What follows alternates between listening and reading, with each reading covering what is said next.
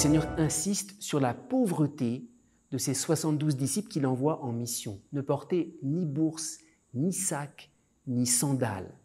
Comme si Jésus les envoyait en mission avec aucun moyen avec eux, sans bourse, ils n'ont pas d'argent, ils n'ont même pas suffisamment pour se déplacer, ils n'ont même pas de sandales de rechange. Alors, il y a quelque chose d'important qui nous est dit ici. L'évangélisation, la mission, au sens précis, ne réclame aucun moyen. Qu'est-ce que cela veut dire? Pour faire entrer nos frères dans le mystère de Dieu, il n'y a pas besoin de moyens. Quelqu'un qui est infiniment pauvre, il peut communiquer le mystère de Dieu. Le Christ qui n'avait plus aucun moyen à la croix, il a ouvert le mystère de Dieu. Alors c'est vrai, dans certains cas, pour l'évangélisation, parce qu'on prend la chose au sérieux, il faut prendre les moyens pour communiquer, pour se déplacer. Mais ce que dit Jésus ici, ce ne sont pas les moyens qui vont communiquer la foi.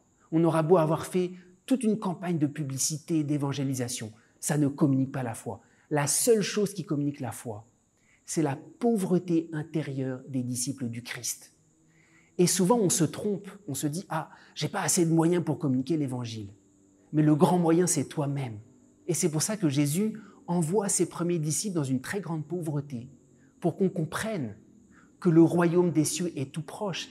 Il n'y a besoin d'aucun moyen sinon ma pauvreté intérieure pour que les autres entrent dans la présence de Dieu. Et se tromper en pensant que pour évangéliser, il faut absolument des tas de moyens. Il faut prendre l'évangélisation au sérieux, donc il y a des moyens qui viennent. Mais l'évangélisation ne réside pas dans les moyens.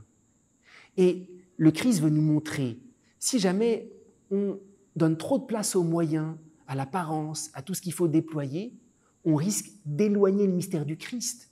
Comme si on ne pouvait communiquer le Christ qu'à certaines conditions, que si on avait certains moyens. L'évangélisation, la puissance de l'évangélisation dépend en premier lieu de notre pauvreté intérieure, au-delà de tous les moyens visibles.